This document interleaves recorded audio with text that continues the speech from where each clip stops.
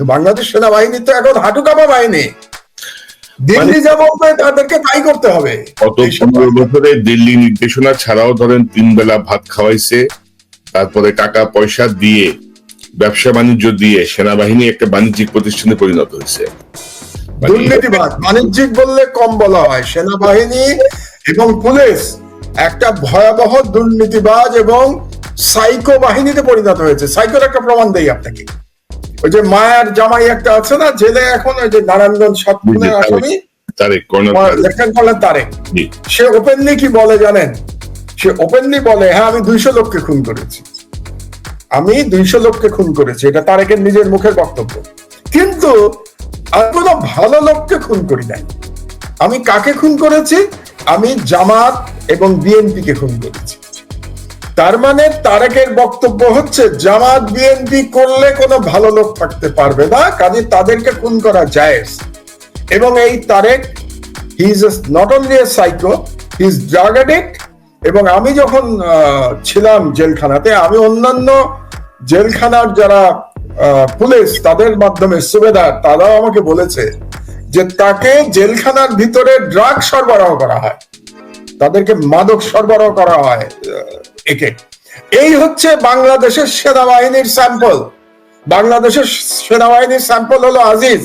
আপনি এই সেনাবাহিনী, যে সেনাবাহিনী আজিজকে স্যালুট করতে পারলো, সেই সেনাবাহিনী নাকি? আজিজ একটা কি বলবো, একটা সন্ত্রাসী পরিবারের একজন সন্ত্রাসী আজিজ। তো একটা সন্ত্রাসী পরিবারের সন্ত্রাসীকে আপনি আর্মি চিফ বানিয়েছেন। আপনার আর একটা বিডিআর চিফ ছিল মইনুল ইসলাম, মনে আছে মইনুল ইসলামের নাম? মইনুল ইসলাম ইয়ের পরে বিডিআর চিফ হয়েছিল, হত্যাকাণ্ডের পরে, বিডিআর হত্যাকাণ্ডের পরে।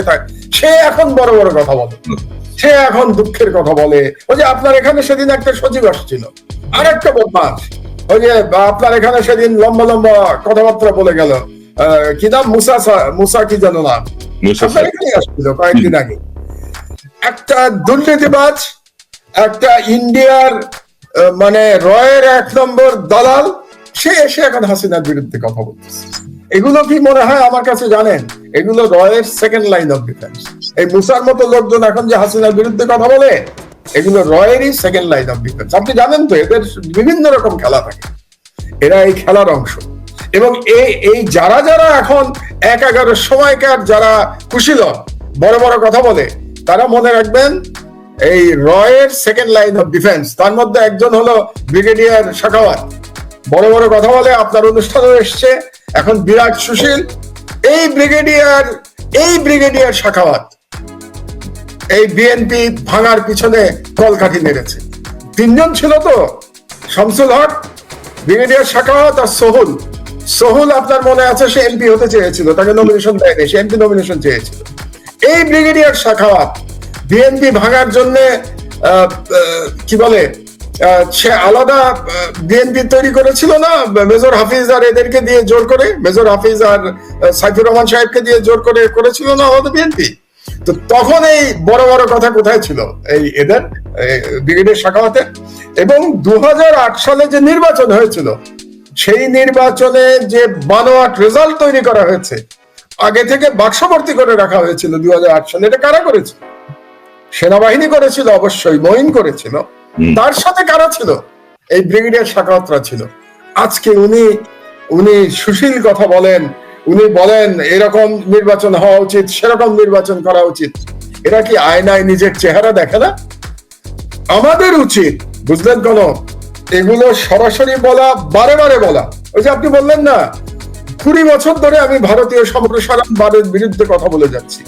20 বছর ধরে বাংলাদেশের জনগণকে আমি সাবধান করেছি, ভারত তোমাদের স্বাধীনতা নিয়ে যাবে, তোমাদের দেশ নিয়ে যাবে। জনগণ নাকে তেল দিয়ে ঘুমিয়েছে, ভারত প্রেমে অধীর থেকেছে, জনগণ নাকে তেল দিয়ে ঘুমিয়েছে। আজকে বাংলাদেশ কোনো অস্তিত্ব নাই, কোনো স্বাধীন অস্তিত্ব নাই। এই জন্য বারে বারে বলতে হবে, বাংলাদেশের মানুষের মগজে, তো বললাম আমি যে পুরো নেশন আলজাইমার ডিজিজে ভুগছে। পুরো নেশন আলজাইমার ডিজিজে ভোগার কারণে তারা ভুলে যায়, গতকালের ঘটনা ভুলে যায়। এই জন্য আমাদের দায়িত্ব, আপনি আমি, আমরা যারা সত্য কথা বলার সাহস রাখি, আমাদের দায়িত্ব বারে বারে এই বাংলাদেশের শত্রুদের চিহ্নিত করা, বারে বারে মাহফুজ আনামদের চিহ্নিত করা। এখন সুশীল কথা, বড় বড় কথা, এদের যে রোল, এটাকে আমাদেরকে জানাতে হবে। আরেকটা কথা আপনাকে একটু বলি, যেটা আমি জানি না আপনার আছে কিনা, তাহলে আমি পরে বলবো।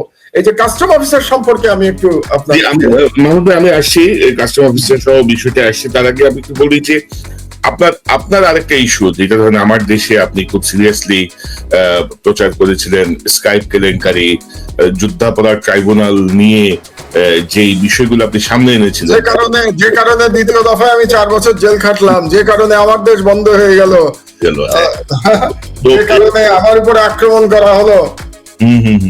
তো ধরেন এই যে ধরেন এই যে পুলিশ বড় বড় কথা বলে, আপনাদের উপর যে আক্রমণ, আপনার যে রক্তাক্ত, আমার পাশে পুলিশ দেখেন না, পুলিশ, কিন্তু আরেক পাশে আব্দুল্লাহ ছিলেন তো, সাংবাদিক আব্দুল্লাহ আরেক পাশে।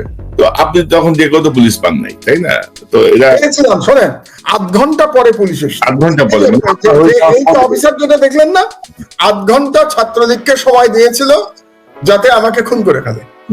আল্লাহর ইচ্ছা, মানে আমি যদি পড়ে যেতাম বা ভয় পেতাম, তাহলে হয়তো ওই দিন আমি মারা যেতে পারতাম। পুলিশ এভাবেই করে, এভাবেই কারণেই হোক, আল্লাহ হয়তো আমার হায়াত রেখেছেন। এই পুলিশ যখন আসলো, আমি পুলিশকে কি বলেছিলাম জানেন? প্রথম কথা বলেছিলাম ভারতীয় কুকুর। আমি কিন্তু কথাটা বলেছিলাম ভারতীয় কুকুর, ইন্ডিয়ান ডগ।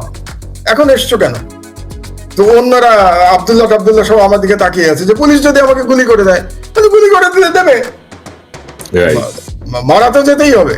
তো ভারতীয় কুকুরদের তো ভারতীয় কুকুরই বলতে হবে নাকি, তাকে অন্য কোনো নামে ডাকা যাবে? দেখা যাচ্ছে যে ধরেন আপনার ওই সময়কার যে বিশ্লেষণ গুলো ছিল, গত পরশুদিন আপনার ব্রিটেনের উচ্চ আদালত, হাইকোর্ট, সুপ্রিম কোর্ট, আপিল বিভাগ সর্বসম্মতভাবে যে রায় দিয়েছে চৌধুরী মঈনুদ্দিন সাহেবের মামলার বিষয়ে, সেখানে তারা দেখা যাচ্ছে যে আইসিটি নিয়ে যা বলেছে, এটা হচ্ছে জাস্ট জুডিশিয়াল কিলিং হয়েছে। এখানে শিশুদের সাক্ষী নেওয়া হচ্ছে, পত্রিকার রিপোর্টের ভিত্তিতে মৃত্যুদণ্ড দেওয়া হচ্ছে, বলা হচ্ছে যে কোনো আইনগত ভিত্তি নাই, ফিরে আসছে, শুনেছি, দেখি নাই, অমুকের কাছে শুনেছি, সব বানোয়াট সাক্ষ্য, যেটা ওই এভিডেন্সের কোনো ভ্যালু নাই।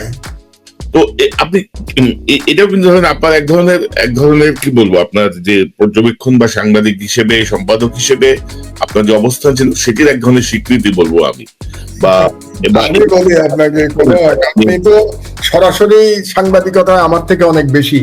আমি তো সরাসরি সাংবাদিকতায় 5-6 বছর ছিলাম, যতদিন পত্রিকা চালিয়েছি। আর লেখালেখিতে অবশ্য অনেক বেশি, 15 বছর, তো হয়ে 20 বছর প্রায়। সেটাকে সরাসরি যদি আমি না ধরি, ধরেন কলাম লিখিত আমি প্রায় 20 বছর ধরে, আর সরাসরি পত্রিকা চালিয়েছি 5-6 বছর।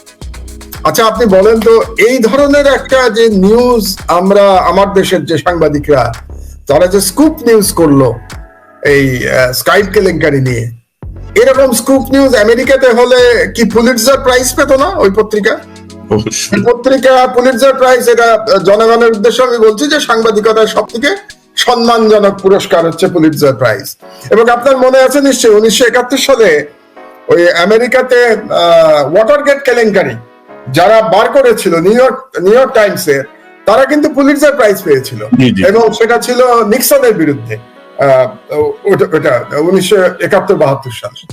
তাহলে আমার সাংবাদিক যারা বের করেছে স্কাইপ কেলেঙ্কারি, যেটার প্রতিটি বর্ণ সত্য, 100% ট্রুথ, তো সেইটা পুলিটজার প্রাইজ পাওয়ার যোগ্য। কিন্তু তার পরিণামে কি হয়েছে? আমার দেশ বন্ধ হয়ে গেছে, আমি জেলে গেছি, আমার দেশের পরিবার ছত্রখান হয়ে গেছে। কিন্তু মজার ব্যাপার হলো, এই যে আজকে যে মাহফুজান আমরা বড় বড় কথা বলছি, একটু আগে বলছিল আমরা সাহস পাই নাই, আপনি কি জানেন আমার দেশ বন্ধ হওয়ার পিছনে এই মাহফুজান মতিউর রহমানের ভূমিকা ছিল? এবং তারা তখন সরকারকে সর্বতভাবে সমর্থন জানিয়েছে আমার দেশ বন্ধ করবার জন্য। এবং সেখানে আমেরিকাও ছিল, সেখানে ইন্ডিয়াও ছিল, কারণ তারা ধরে নিয়েছিল যে আমার দেশ ইসলামের পক্ষে বা ইসলামপন্থীদের পক্ষে কথা বলছে, জাতীয়তাবাদের পক্ষে কথা বলছে, কাজে আমার দেশকে বন্ধ করে দিতে হবে। ভাই, ধরেন ওই সময়টায় যদি আপনার পাশে যদি আজ 5টা পত্রিকা এসে দাঁড়াতো, আপনার একজনও তো দাঁড়ায় নাই, পত্রিকার প্রেস তারা বন্ধ করে দিচ্ছে, পুলিশ, ছাপানো যাবে না, বা সেই সময় 21 টেলিভিশন যেই জোরালো ভূমিকায় ছিল, আমাদের সাথে যদি আর 2টা টেলিভিশন এসে দাঁড়াইতো, হাসিনার কিন্তু এই ফ্যাসিবাদের রূপটা প্রকাশ পেত না, পুলিশ এত ডিরেক্টিভ দেওয়ার সাহস পাইতো না। আর্মি দেশপ্রেম থেকে বিচ্যুত হতে পারতো না। এগুলো কিন্তু সব পরিকল্পনার অংশ আর কি। হ্যাঁ, এই জন্যই তো আমি বলি যে শুধু হাসিনাকে তো আমি কখনো দোষারোপ করি না। এই দোষারোপের মধ্যে মাহফুজা নাম মার্কা সাংবাদিকদের দায়িত্ব নিতে হবে, এর মধ্যে আর্মির দায়িত্ব নিতে হবে, পুলিশের দায়িত্ব নিতে হবে। আপনার বিচার বিভাগ পরে সে হিরো হয়ে গেল, এবং এই জুডিশিয়াল কিলিং এর প্রধান হোতাকে এসকে সিনহা।